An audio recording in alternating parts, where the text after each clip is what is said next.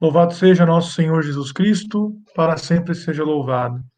Meus caros filhos, amigos, irmãos em nosso Senhor Jesus Cristo, estamos aqui de novo para mais uma aula e vamos começar antes de falar o tema, né, sobre São Pio X, o grande pontífice do início do século XX, cujo pontificado até hoje nos inspira e marca, né, a vida da Igreja.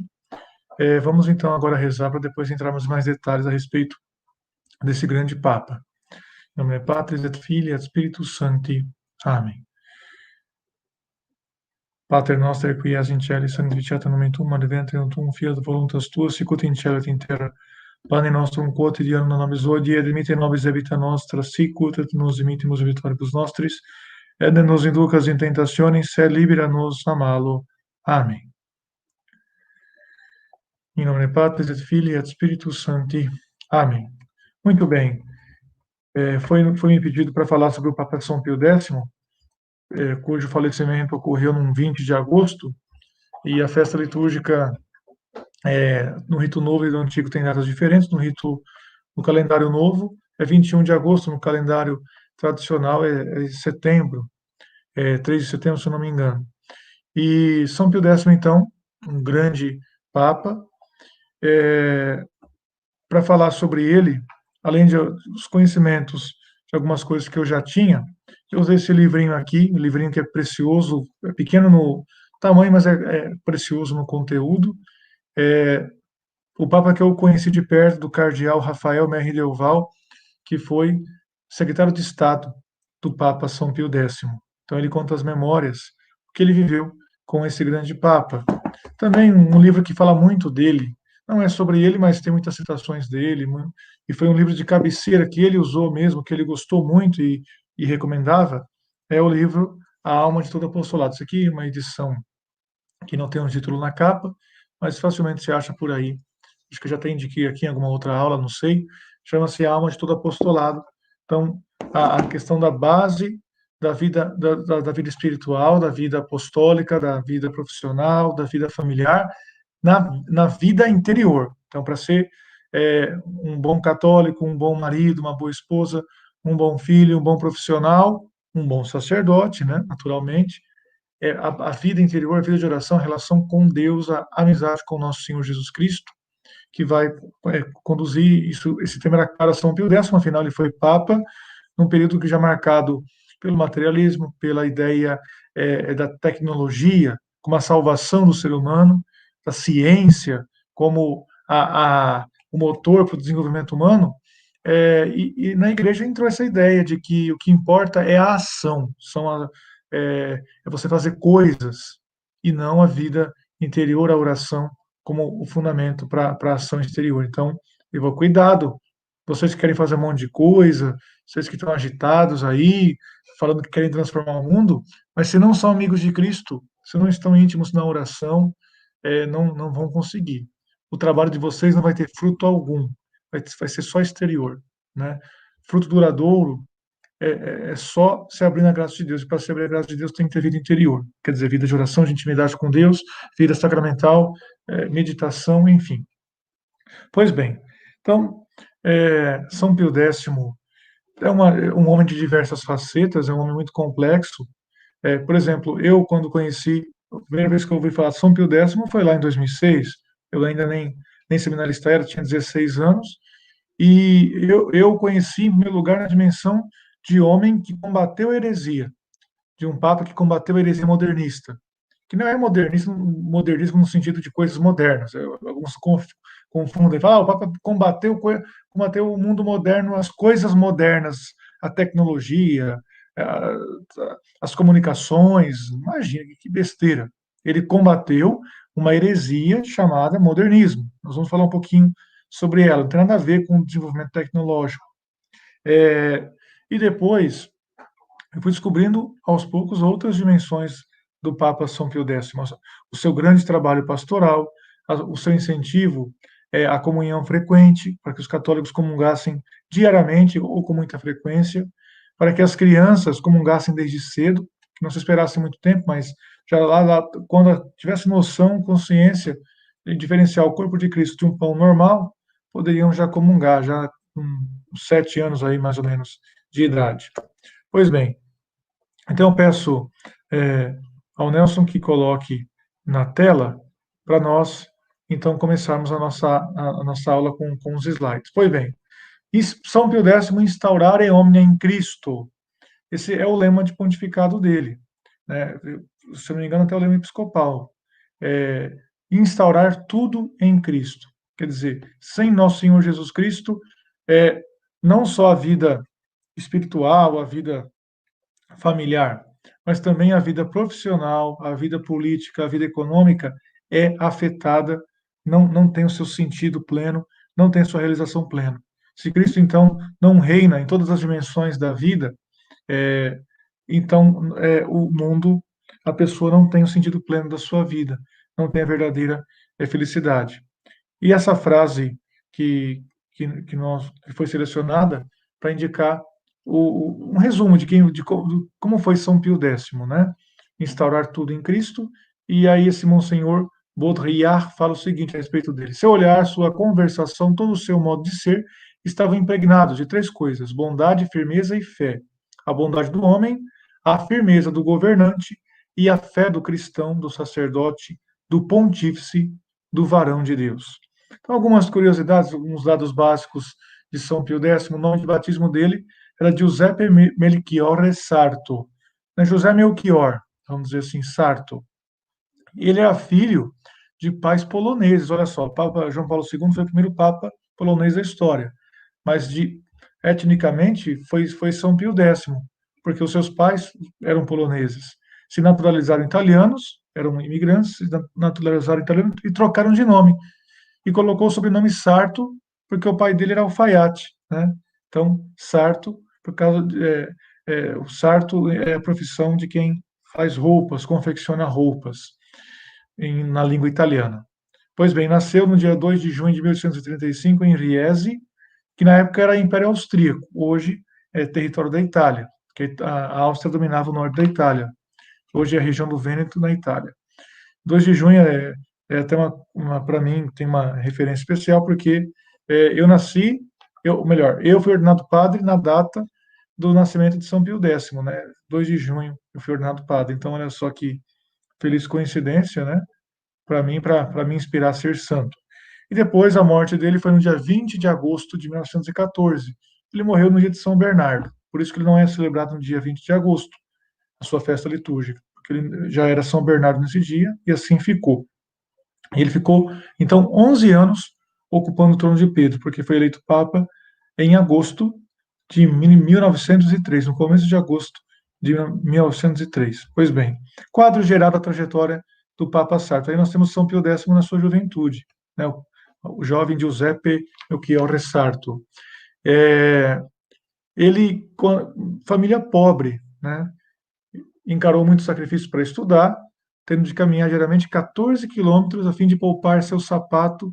Ele caminhava descalço para ir para a escola, 14 quilômetros por dia, ia descalço no caminho para poupar o sapato para usar nas aulas. Olha só que coisa. E sempre destacou no fervor de seu amor por Deus, mas também no brilho com que executou os seus estudos. Desde cedo percebi que era um rapaz muito inteligente, muito dedicado, brilhante. Então se tornou, nasceu a vocação sacerdotal, ou melhor, ele teve consciência da sua vocação sacerdotal, porque Deus já colocou no seu batismo, e ele então cursou filosofia e teologia no seminário de Pádua, também no norte da Itália, Pádua, onde está lá enterrado Santo Antônio, né? Santo Antônio, chamado de Pádua. Foi ordenado padre no dia 18 de setembro de 1858, e aí começa a sua trajetória propriamente pastoral. Engraçado que o número 9 tem uma ligação especial com São Pio X, nós vamos ver isso, porque antes de ser Papa, toda a função que ele ocupou por 9 anos. É interessante. Ele ficou 9 anos, aqui começa então o nosso texto, como vigário paroquial, auxiliar, né, do pároco, na aldeia de Tombolo. Ali ele ficou por 9 anos. Depois, continuando aqui nessa foto, ele já é bispo, está com o anel episcopal, mas ainda jovem bispo, pelo jeito, andando a cavalo. Ele ficou 9 anos como pároco em Sarzano, onde ele ficou, né, de fato. Depois, Em 1884, ele foi nomeado bispo de Mantua, também ali na região norte da Itália, nordeste da Itália, e ficou bispo de Mantua por 9 anos. Depois, em 1894, ele foi empossado como patriarca de Veneza. É, a Diocese de Veneza, pela sua importância histórica, ganhou o título já há muitos séculos de patriarcado. Então, por isso que o bispo de Veneza não é chamado arcebispo de Veneza ou bispo de Veneza, é chamado patriarca de Veneza. Assim também a Diocese de Lisboa. Não é diocese ou arquidiocese de Lisboa, Portugal, é patriarcado de Lisboa. E o chefe da Diocese de Lisboa é chamado patriarca de Lisboa. É um título que essas duas dioceses importantes ganharam já há séculos. E ele foi, então, 1894 até 1903, patriarca de Veneza, e depois a gente poderia imaginar, ficou por 9 anos? Não, graças a Deus, Deus deixou um pouquinho mais do que 9 anos, né? Ele ficou papa por 11 anos e morreu quando tinha acabado de estourar a Primeira Guerra Mundial. Então o mundo se viu nas trevas, naquele triste agosto de 1914, porque começava uma guerra terrível depois de décadas de paz na Europa, começava uma guerra tenebrosa que duraria 4 anos, faria milhões de mortos, traria espírito de revanche, todo aquele espírito que levou depois aos totalitarismos, né, do século XX, ao nazismo, ao fascismo, tudo isso começou ali na Primeira Guerra Mundial, porque foi todo um espírito de revanche por causa das consequências ruins desse conflito. Depois ele foi beatificado em 1951 e foi canonizado em 54, 3 anos depois, pelo Papa Pio XII. Pois bem, interessante, eu peço então ao Nelson que volte a tela, a câmera, melhor dizendo, interessante que o Papa São Pio X foi o último Papa pároco da história, até agora, né? Depois dele, os papas que vieram depois dele não exerceram a função de pároco, olha que coisa, porque geralmente os papas vieram do mundo diplomático, por exemplo, Pio XII veio da diplomacia, João XXIII veio da diplomacia, Paulo VI, né? É, Papa João Paulo II era arcebispo, também os outros foram arcebispos, evidentemente, mas ele veio do mundo acadêmico. O Papa João Paulo II, antes de ser bispo, era professor, tudo, não era pároco. O Papa Bento XVI também era professor, antes de exercer a função de arcebispo e depois prefeito da doutrina da fé. O Papa Francisco também nunca foi pároco. Ele trabalhou nos colégios jesuítas, tinha as funções dentro da ordem jesuíta na Argentina. Claro, eles foram, sim, como eu disse, arcebispos, né, mas foram arcebispos sem ter exercido ali no começo do ministério sacerdotal a função de pároco. Então, de fato, é o último Papa pároco que já governou a Santa Igreja. E isso tem um caráter muito interessante, porque ele vivia como um pároco mesmo. O Papa São Pio X sabia, evidentemente, da sua função, da grandeza do seu ministério de pastor supremo da Igreja, mas, no fundo, aquele coração de pároco, de aldeia, aquele coração de pastor de almas, né, que vivia com as pessoas simples, com as coisas simples, isso prevaleceu, isso durou toda a sua vida. Ele viveu muito simples, embora com a pompa necessária, com o respeito necessário que se devia ao sumo pontífice. Também o último Papa sem doutorado antes do Papa Francisco. O Papa Francisco não tem doutorado, São Pio X também não tinha. Todos os outros, entre São Pio X, né, e Papa Francisco, tinham um doutorado. Então, outra curiosidade aí sobre esse pontífice, né, e os que vieram depois. Pois bem, então eu peço ao Nelson que nós voltemos para a tela, para nós continuarmos com o nosso slide. Como nessas funções que ele ocupou, ele se destacou muito pelo seu zelo pastoral, né? Como pároco, tem uma história interessante, quando ele era pároco em Salzano, lá no final do século XIX, já existia um conflito terrível com a Itália, porque a Itália tinha se unificado e feito um governo anticlerical, anticatólico, roubado os territórios do Papa, uma coisa terrível, né? Um espírito de conflito. Existia muitos maçons, muitas pessoas anticlericais, mesmo nos lugares pequenos havia aquelas pessoas que não praticavam a religião católica, que eram chamados mandia preti, né, como os italianos chamam, aqueles que eram é, que não gostavam de padre, de forma alguma, e da religião católica. E aconteceu que ele anunciou, como pároco, anunciou do púlpito da sua igreja, que ele iria visitar todas as casas da paróquia. Imagina num tempo é, tão difícil, de tantos inimigos da igreja ali por perto, ele fez o compromisso de visitar todas as casas, inclusive as casas dos maçons, dos anticlericais, dos ateus e tudo mais. E isso chegou nos ouvidos dos padres vizinhos, que não gostaram disso e foram reclamar com o bispo, porque achando que o Papa, né, o padre Sarto, indo visitar essas pessoas, poderia é, ter algum tipo de conivência, né, com essa situação. Não é porque não podia visitar, porque não podia evangelizar, mas visitar essas pessoas poderia passar a impressão de que se estava aceitando a situação delas, que ou elas poderiam influenciar o padre para ficar na posição delas, né, ao invés de defender a doutrina católica. Então, esse era o temor dos padres. Então, foram até o bispo reclamar. O bispo chamou o padre Sarto para falar, para pedir para ele não visitar todas as casas da paróquia. Então, ele falou o seguinte: olha, eu prometi do púlpito que eu iria visitar todas as casas. Se, né, Vossa Excelência não quiser que eu visite, Vossa Excelência escreva uma carta para eu ler do púlpito e falar que eu não estou indo visitar as casas, porque Vossa Excelência pediu para que eu não visitasse todas as casas da paróquia. Olha a importância da palavra, né? Da palavra dada. O bispo desistiu, então, falou: não, já que tudo bem, pode visitar.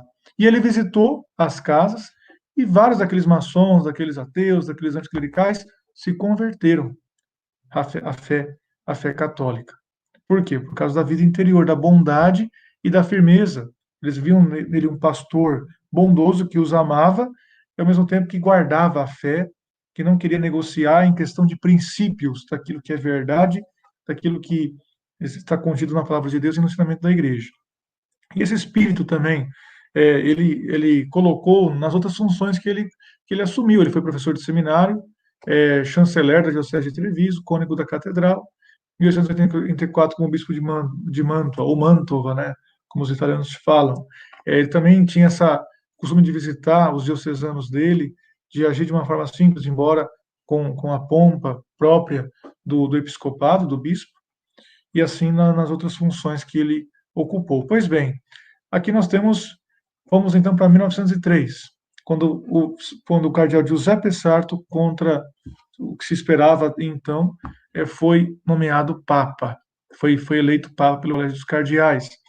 E teve até um conclave, foi até um conturbado, porque um dos cardeais foi vetado. O imperador Francisco José da Áustria usou o poder de veto que ele tinha, invocando um antigo poder de veto que algumas potências católicas tinham, no conclave vetou. Quer dizer, é, pelo poder de veto, o cardeal Rampolla, a quem ele vetou, não poderia ser eleito Papa. Aí deu uma confusão toda, os cardeais não gostaram, queriam eleger o Rampolla mesmo assim, mas viu que não dava certo fazer aquilo, que o nome, ele não era o nome que iria ser o melhor naquele momento, e aí foi eleito então o cardeal Sarto como Papa São Pio X. E começa então propriamente o pontificado de São Pio X, como nós vamos estudar nas suas dimensões. Eu peço então ao Nelson que volte para a câmera um momento. Antes de falar das dimensões do pontificado desse grande pastor de almas, queria falar o seguinte apenas. O cardeal Merri Delval, nesse livrinho, fala como foi a primeira sessão, o primeiro encontro do corpo diplomático, quer dizer, os diplomatas do mundo inteiro que estavam junto da Santa Sé, que representavam seus países, junto do Papa, junto da Santa Sé. Então, mês de agosto é mês de férias na Europa. Então, mês quente, pessoal, é como janeiro para nós aqui no Brasil, no Hemisfério Sul. Então, elegeu o Papa e o pessoal já queria voltar logo para para os seus lugares de férias, né? Afinal, agosto é o auge. Então, todos foram juntos se encontrar com o Papa para que depois partissem para outros lugares, não iriam ficar em Roma. Então, decidiu-se fazer um encontro só com o Sumo Pontífice. E todo mundo falava, como que vai se comportar esse Papa? Ele não vem da diplomacia, ele não é de origem nobre, porque nós temos vários sumos pontífices, a maior parte, a gente poderia até dizer, tem origem nobre, tem uma origem familiar, assim, é, de, de príncipes, de nobres de modo geral, né, de famílias nobiliárquicas, né, como se diz, da aristocracia.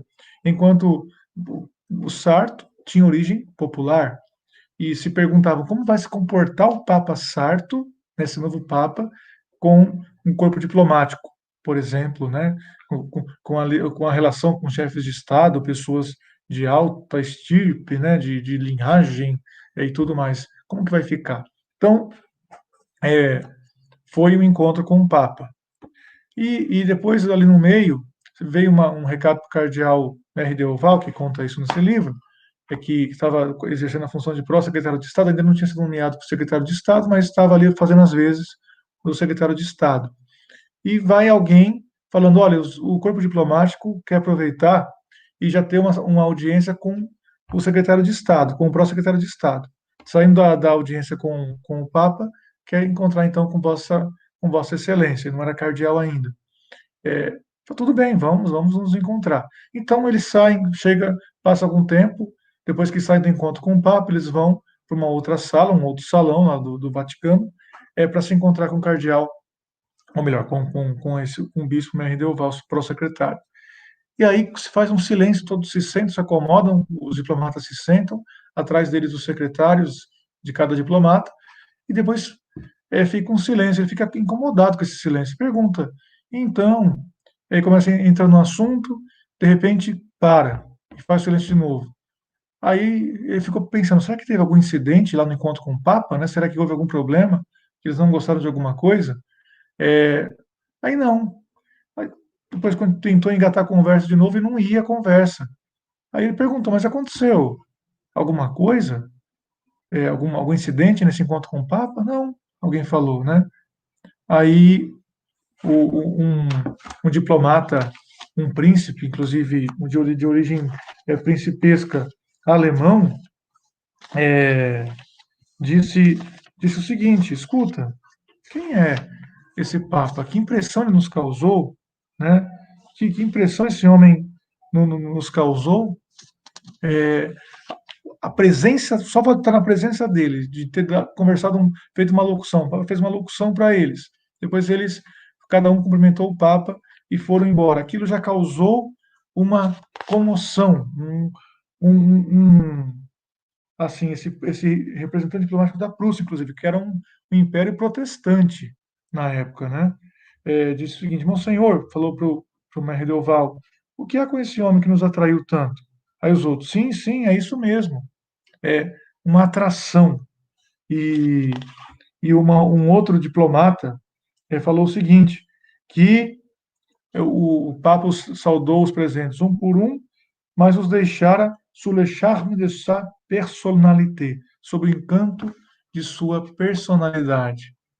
Olha só, o Papa, filho lá do homem simples, alfaiate, o Papa sem origem nobre, o Papa pároco, bispo, né?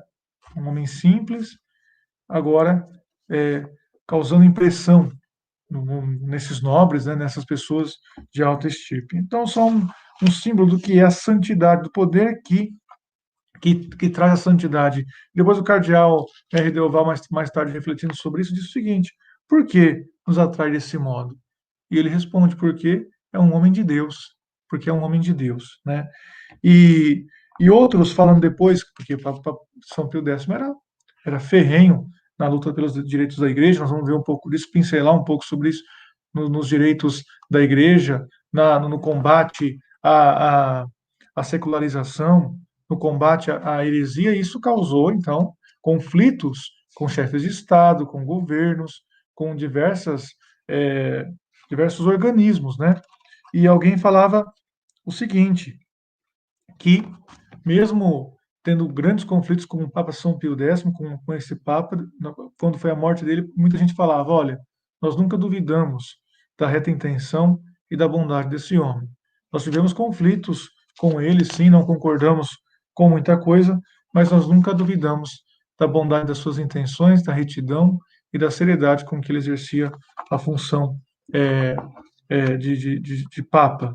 E depois um outro homem, é, um outro diplomata, que inclusive não era católico, quando morreu o Papa São Pio X, disse o seguinte: olha, agora que morreu o Papa Pio X, eu vou pedir para ir para outro lugar, para fazer outra função, porque seja o Papa que for, Roma não será mais a mesma depois de São Pio X, depois de Pio X, não será mais a mesma por causa da santidade, né, que ele tinha. Aí outro diplomata falava o seguinte: a última esperança de paz se extinguiu com o desaparecimento de Pio X. Somente trevas nos rodeiam agora, de todos os lados, né? E, enfim, um homem santo, então, que causava admiração até em seus adversários, até nos que não eram católicos, mas é porque a santidade atrai, né? E se alguns, mesmo assim, não se convertem à fé católica, ao menos, graças a Deus, fica a pulguinha atrás da orelha, né? Quem sabe em algum momento Deus não usa aquela pulguinha para atrair de vez aquela pessoa para o caminho da verdade. Pois bem, então eu peço ao Nelson que voltemos com a tela e vamos então, nesse tempo, é, agora falar do pontificado de São Pio X. Um pontificado rico, ele foi um papa reformista, foi reformista no sentido bom do termo, né? Alguém que faz reformas necessárias em, em, em continuação com a tradição de sempre. Não é um revolucionário, não é um destruidor. É um Papa que reforma. Aqui ele está com a capa, né? A pompa toda dos paramentos pontifícios, a tiara. E nós podemos dividir, então, esse rico trabalho, esse rico legado e que espiritual, doutrinal e pastoral de São Pio X, nessas quatro dimensões: dimensão doutrinal, dimensão pastoral, dimensão litúrgica, dimensão sociopolítica. A dimensão doutrinal, a gente pode resumir numa palavra: combate à heresia modernista. Foi o grande combate dele naqueles 11 anos, sobretudo a partir de 1907, com a encíclica Pascendi Dominici Gredis. Depois a dimensão pastoral.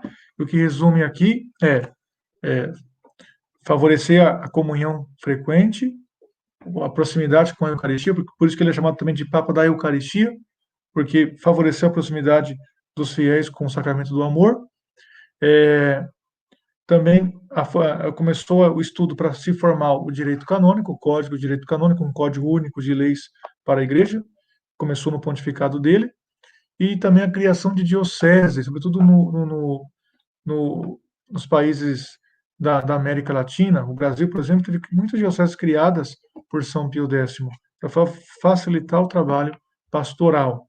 Na dimensão litúrgica, a reforma da música sacra e também do breviário e do calendário. Ele reformou a música sacra, reformou o calendário litúrgico, reformou também o breviário, que estava precisando já há muito tempo de uma revisão.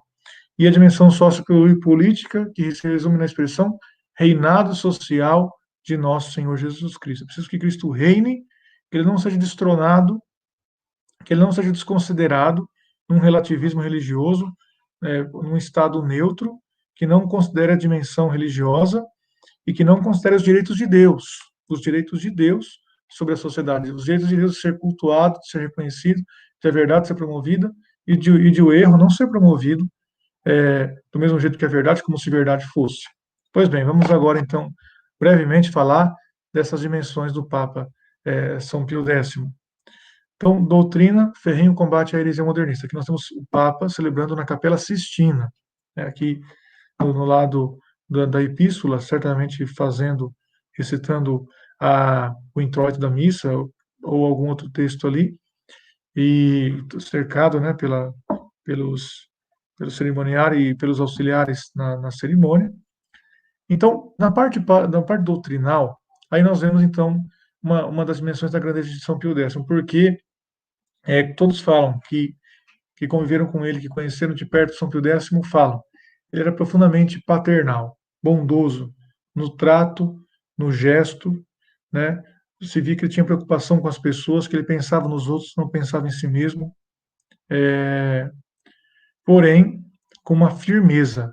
Não era aquela bondade molenga, aquela bondade sem princípios, aquela bondade relativista, que nós tanto presenciamos hoje, infelizmente. Aquela bondade, deixa estar, deixa para lá, deixa disso, né? O, o jujubismo, né? Como se fala, né? O jujubismo, aqueles católicos jujubas, aqueles que não consideram a doutrina como coisa importante, que não consideram a verdade como algo que tem que ser defendido. Não, São Pio X tinha uma firmeza varonil no combate ao mal, ao erro, à heresia, porque a heresia mata a alma, a heresia coloca em risco a salvação eterna das pessoas, coloca em risco a transmissão da fé até o fim dos tempos. A heresia é um grave perigo e tem que ser combatido proporcionalmente. Então, nessa questão do modernismo, foram principalmente esses documentos aí, a encíclica Pacem Dominici Gredis, né, que é para apacentar o rebanho do Senhor, de 8 de setembro de 1907, um decreto de poucos meses antes, lamentável ele sine êxito, que ele coloca algumas proposições, algumas frases, alguns pensamentos que são condenados, que não são católicos, e o motu próprio, Sacrorum Antistitum, que fala sobre como os bispos devem agir para combater a heresia modernista, a parte do ensinamento dos seminários, a parte de formação do clero, a parte também de formação dos fiéis leigos, e também a dimensão da disciplina, das punições que deve ter quem ensina o modernismo e quem não se retrata dessa heresia e tudo mais. E foi nesse documento que ele colocou o juramento antimodernista, que esteve em vigor. Todo padre que fosse, antes de ser ordenado padre, todo bispo antes de ser sagrado bispo, todo padre que fosse exercer alguma função canônica, enfim, deveria fazer seu juramento antimodernista, e isso foi até 1967. Pois bem, então eu peço ao Nelson que volte a câmera novamente para explicar rapidamente o que é o modernismo, porque não, é uma realidade atual. Papa São Pio X foi profético, porque ele já combateu uma realidade que iria depois marcar muito a igreja, iria se infiltrar. Por mais que ele combateu, o combate não foi o mesmo depois dele, então a heresia se infiltrou. E quando se viu, né, muita gente era, tinha, tinha ideias modernistas sem nem saber, muitas vezes, né? Sem nem saber que aquela ideia era modernista, de tanto que aquilo lá entrou nos ambientes, e é assim que acontece hoje, infelizmente, né? E como que é então atual esse ensinamento de Papa São Pio X. O que é a heresia modernista? São Pio X fala que é a síntese de todas as heresias. Qual é o princípio básico dessa heresia? Não é que ela é uma heresia sobre Cristo, é uma heresia sobre a igreja, fala que Cristo não é Deus, por exemplo, fala que a igreja não foi fundada por Cristo, fala que a Eucaristia não é o corpo de Cristo, fala que a Virgem Maria não é mãe de Deus, são essas as heresias que vieram antes, né? Fala que o Papa não é o chefe supremo da igreja, que os bispos, que o concílio tem o mesmo poder que o Papa, e o Papa só tem poder com o concílio, enfim, essas e outras heresias que vieram antes da heresia modernista. A heresia modernista é tudo isso, é uma síntese de todas as heresias. Por quê? Porque ela nega o princípio sobrenatural da religião católica, no caso. Ela nega que exista diferença entre o natural e o sobrenatural, que exista diferença entre Deus e o mundo, entre Deus, que é transcendente a este mundo, ao universo, e a nós que estamos neste mundo e que entramos em contato, em comunhão com Deus a partir da nossa inteligência e da nossa vontade, a nossa capacidade de conhecer e a nossa capacidade de escolher e de amar, né? O princípio da imanência, vamos dizer assim, é o modernismo. Ele fala o seguinte: olha, não tem um Deus transcendente, que ensina verdades, né, que são guardadas por uma igreja. Não existe, não é que Deus veio ao mundo, se encarnou, num, é, a pessoa do Verbo se encarnou, se fez homem, morreu por nós para nos dar pelo seu sangue, pelo seu sim até o fim, a salvação eterna. Não é que existe uma salvação eterna, ou uma condenação eterna. O que existe, né, para o modernista é a experiência religiosa, é o sentimento da consciência de que Deus está comigo, e aí eu me expresso. Eu tenho uma experiência religiosa, um sentimento, eu expresso esse sentimento através das formas religiosas, através de dogmas, de ritos, de igrejas, de, de, de, de doutrinas, de sacerdócio, vida, se consagrar à religião, mas não é que isso tenha uma origem de Deus mesmo, isso aí tem origem da minha experiência, porque Deus está aqui comigo. Não é que tem um Deus uno e trino, que governa o mundo e que nos ensina de modo objetivo a verdade e nos transmite essa verdade. Não. A heresia modernista é parte do homem, como fundamento das coisas. Então, assim, se é da minha experiência que nasce a religião, que nasce a relação com Deus, então a, os dogmas são relativos, porque os dogmas falam de uma experiência, de uma época, de um grupo de pessoas, mas não quer dizer que essa experiência seja a mesma de outras épocas e grupos de pessoas. Por exemplo, o dogma de que Maria é mãe de Deus foi proclamado lá no Concílio de Éfeso, no ano 431, foi a experiência deles lá naquela época, naquele momento, naquele local. Mas não quer dizer que seja a minha experiência, não quer dizer que eu sou católico hoje, no século XXI, tenho que aceitar aquele dogma que Maria é literalmente mãe de Deus, que ela gerou no seu útero o próprio Deus, feito homem, e que aquela criança era verdadeiro Deus e verdadeiro homem. Isso foi a forma que eles encontraram de explicar a experiência deles. Mas nós temos outra forma de explicar a nossa experiência. Então, o modernismo tira o caráter objetivo da revelação divina, de fora, de Deus que revela e nos chama a fazer amizade com Ele e a entrar no céu. E nos dá verdades objetivas através do ensinamento objetivo da igreja. Então, com essa ideia, cai tudo, gente. Cai a ideia de que Deus, né, é transcendente, ele criou, ele não é esse mundo, ele criou esse mundo, que é Deus pessoal, caso uno e trino. Cai a ideia de igreja fundada por Cristo, de igreja de origem divina, cai a ideia de sacramentos, porque os sacramentos também são só experiência. A Eucaristia é a forma como os cristãos encontraram de mostrar sua comunhão com Deus. Mas os budistas, os hinduístas têm a sua experiência também, né? Então, tanto faz. Cada um tem a sua experiência. Olha que coisa absurda. Isso destrói, então, com tudo. E tinha gente ensinando isso em seminários, infiltrados, ensinando isso para os futuros padres, em faculdades católicas, universidades católicas. O Papa São Pio X, foi percebendo a situação, é, virou a mesa, falou: opa, o que é isso? Vocês pensam que isso aqui é o quê? Não, isso aqui é a Igreja de Cristo. Vocês não podem ficar dentro dela ensinando coisas que vão contra a verdade. Seus ímpios, né? Como dizia um professor meu, seus ímpios, né? O Frei Mauro Strabelli, mas impiedade mesmo, impiedade mesmo. Por isso que ele fala também aquela frase que é famosa de São Pio X: os piores inimigos da igreja estão dentro dela, porque estão, né, no clero, ensinando, usando da autoridade que tem, investidos da autoridade da igreja para trabalhar contra a igreja. Então isso já acontecia na época de São Pio X e foi se agravando. Então ele condenou a heresia e ele fez um trabalho duro mesmo de combater a heresia, excomungou gente, teve padre que foi excomungado, o padre Loisy, o padre Tyrrell, um padre que não sei como que pronuncia direito, um padre lá de origem irlandesa, inglês, e o padre Loisy, Alfred Loisy, um padre francês, e outros mais. E ele botou para quebrar mesmo. Falou: não, a doutrina de Cristo não pode ser ameaçada por esse pessoal que quer, que casou com a ciência moderna e acha que a ciência, entre aspas, a filosofia moderna, o pensamento moderno é absoluto.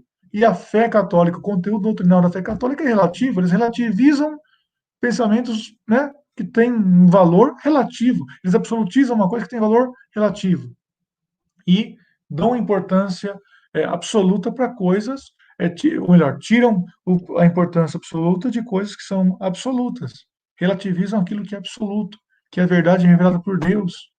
Né? Então, é muito grave. É, então, foi esse combate duro que ele fez. Eu peço então ao Nelson que voltemos para a nossa tela. E teve êxito na época dele, mas infelizmente não seguiu com o mesmo passo depois dele, e a heresia acabou ganhando grandes espaços depois. E aí veio tudo que a gente foi vivendo depois, em matéria de heresia, de crise na igreja. Pois bem, depois da parte pastoral, vou falar um pouco mais breve dessas partes para nós terminarmos a aula. Papa São Pio X falava da comunhão frequente. Já em 1905, ele fez um decreto, então, para falar: olha, filho, se você está em estado de graça, se você está com reta intenção, se você conversou com o seu confessor, comungue todo dia, comungue todo dia. Ah, mas tem que fazer um não sei o que, não sei o que lá, não sei o que lá. Não, né? Porque entrou aquela ideia, olha, para comungar todo dia tem que ser muito santo, não pode, tem que fazer muita penitência, tem que fazer muito não sei o que, não sei o que lá. E a ideia do jansenismo que entrou num período da história da igreja, que influenciou muito, até bons autores, até influenciou, assim, alguns santos, né, na ideia da comunhão para o povo, que não deveria ser frequente, mas falou: não, se você está em estado de graça, está com as disposições, está com um jejum eucarístico, está com reta intenção, quer agradar e servir a Deus, então pode comungar todo dia. E as crianças, tem que ter muita consciência para poder comungar. Não, basta distinguir o corpo, o pão normal do corpo de Cristo. Sabe o que é isso? Sabe como que é? Tem a descrição, né? Quer dizer, a idade da razão, comungue, porque a Eucaristia vai proteger desde cedo dos ataques dos pecados mortais, vai proteger desde cedo as crianças do mal, né? E depois também a redação de um catecismo, chamado Catecismo de São Pio X, e aliás ele gostava muito também de ensinar catequese ao povo. Lá no Pátio de San Damaso ele reunia o povo e, como se fosse um simples pároco, ensinava, catequizava as pessoas que acorriam a ele.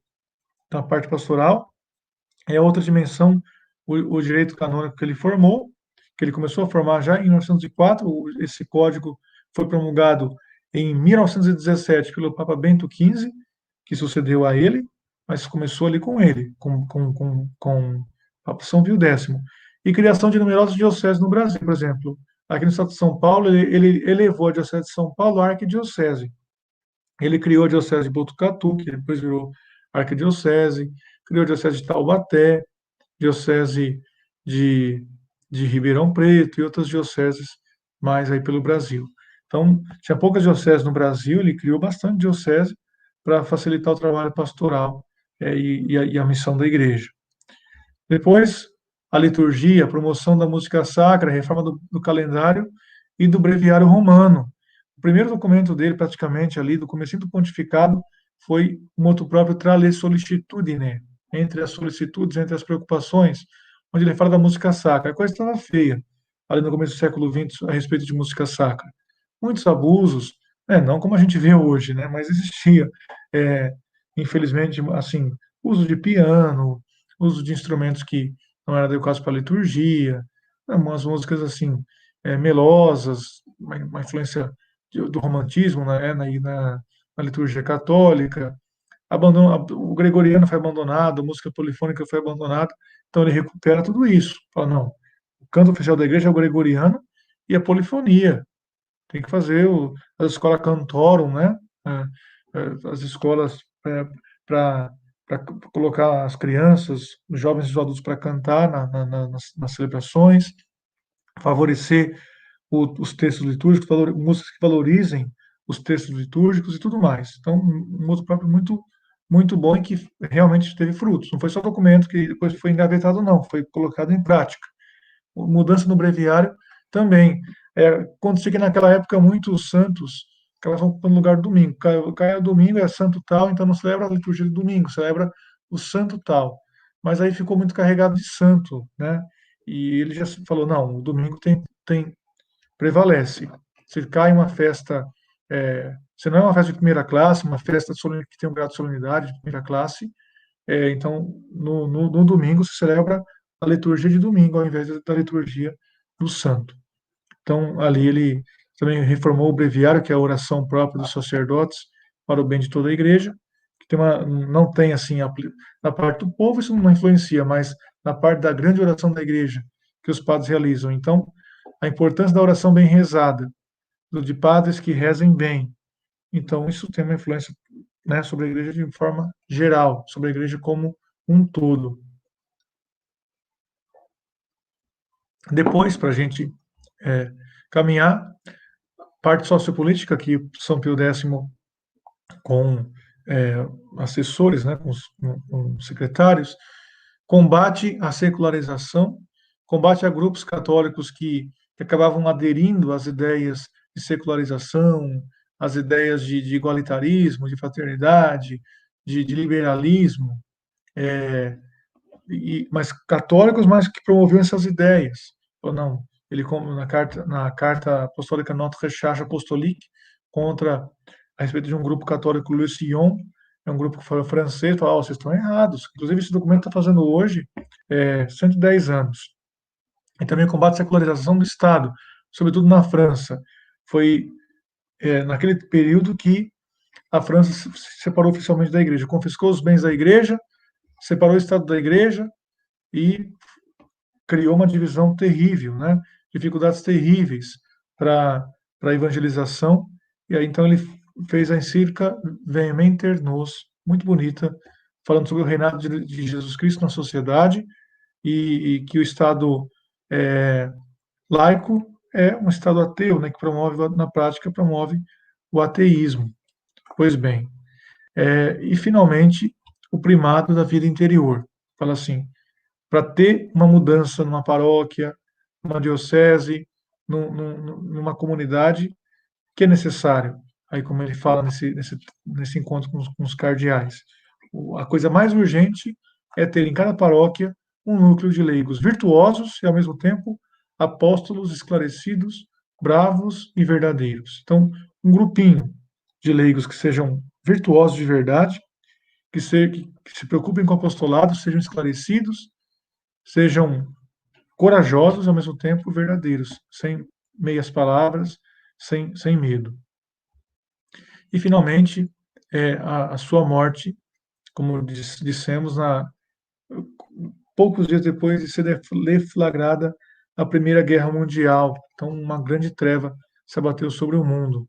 Interessante que, como era um homem que tinha muito conhecimento da realidade, além do conhecimento que ele tinha como alguém que lia, que observava, que conhecia as pessoas, que conhecia o coração do ser humano, né? Os santos não são pessoas alienadas, são pessoas que conhecem de verdade o ser humano, conhecem e, observando os acontecimentos da história, conseguem ver o que de bom e o de mal pode sair daquilo. E além de, claro, de dons especiais de Deus, de dons de profecia, que Deus pode conceder de acordo com o seu plano para os santos. E São Pio X, então, juntava isso.